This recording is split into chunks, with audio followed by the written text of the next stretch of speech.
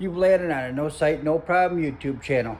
Today I'm going to show you how to check for spark and clean the jet on a carburetor on a Craftsman walk behind mower. If you enjoy the content or you found it helpful, please hit that like, subscribe, and share button. That helps the channel a lot and it does not cost you a penny. And I very much appreciate your support. So without further ado, let's get right into it. As I've said many times, if these machines don't start by the second pull, something is wrong. Here's a couple of real easy things that you can check for at home. So, I'll take the spark plug wire off. And this is called a spark tester. Looks just like that. You can get it at any auto parts store. You can get them offline. They're a very easy tool to find. And you can use these on anything that has a spark plug. Don't matter if it's a car, motorcycle, buggy, four-wheeler, piece of outdoor power equipment. These are great. So that's all. So you put this end on the spark plug. Then you take your coil wire and put it on the other end of your spark tester. That's what you got. And you got spark. That's what it looks like when that part's working properly. So if you don't have spark, you're going to see nothing. It's literally going to be just like that, nothing.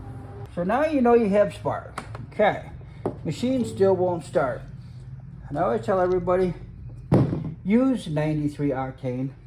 Don't use anything less than that. Save yourself a bunch of money and headache.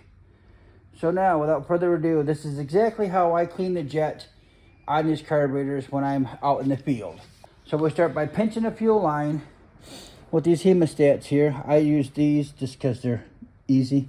So pinch it off, stops your fuel flow. This has two 7mm bolts. There. We're going to start by removing those bolts. So if you look, there's just a little indent right there. I just take my ratchet, just kind of. So that's what the float bowl looks like. This is your float. You see it moving up and down just a little bit? Now, this right here is great. It's just a little drill bit in here. But if you can show them for me, Pam, right there is your main jet. Just kind of trying to hold that float up in there so nothing comes apart. And that's how you clean the jet on this style carburetor. I'm just going in and out a little bit, just making sure. There, that's nice and clean. Again, I'm just keeping a finger on that float so it don't fall out.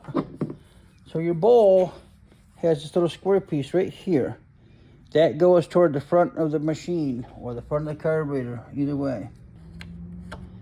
And just like so.